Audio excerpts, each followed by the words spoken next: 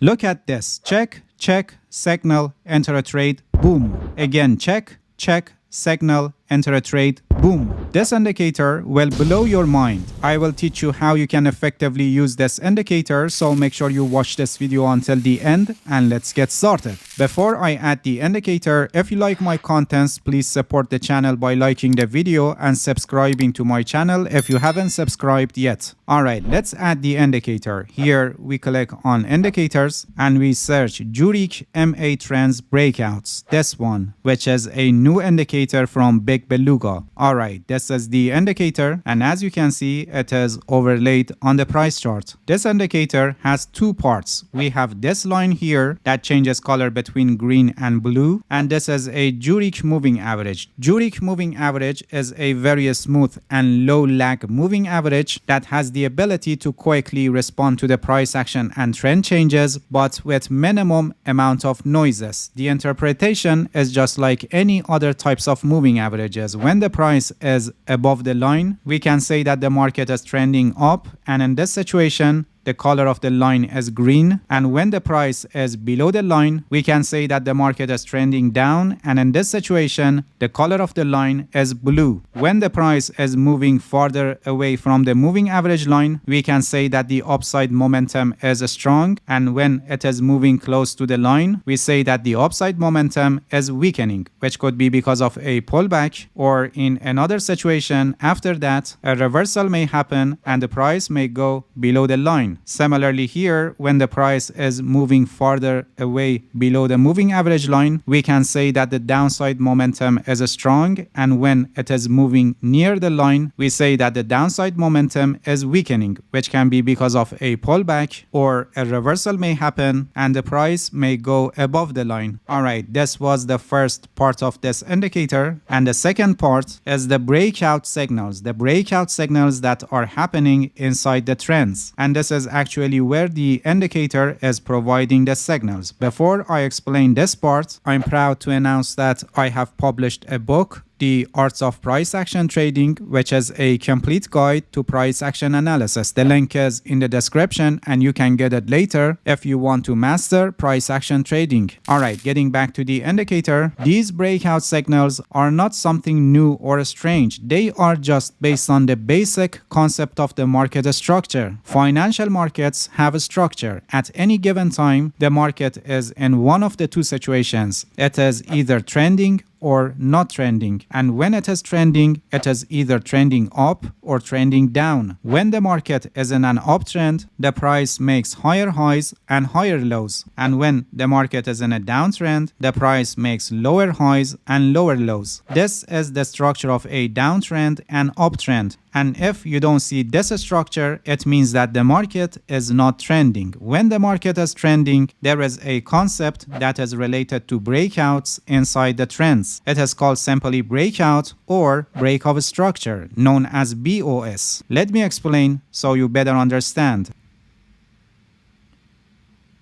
When we are in an uptrend, when the price goes for a pullback, before the pullback, a swing high is created on the chart, and this high can act as a potential resistance level. When this level is broken and we get a candle that is closed above this level, it can be a signal that probably the price is gonna advance more in the direction of the uptrend. Similarly, in a downtrend, when the price goes for a pullback, before the pullback, a swing low is created, and this low can act as a potential support level. When this level is broken and we get a candle that is closed below this level, it can be a signal that probably the price is going to decline more in the direction of the downtrend. So these breakout signals that the indicator is showing is based on this fact that we have breakouts inside the market structure. The indicator has a Zurich moving average, and this helps us with identifying trends, and then it shows breakout signals inside the identified trends. For example, here you can see that while the moving average line is green, which tells us that the price is in an uptrend. Then we had a pullback of the price to the green line. You can see that the indicator started marking from the high before the pullback and extended to the next swing high up to here. And at this point, you can see that this candle is closed above the level, and the indicator showed the breakout signal by the help of this arrow. So in practice, we could enter a long position at this point with the stop loss below the pullback or below the green line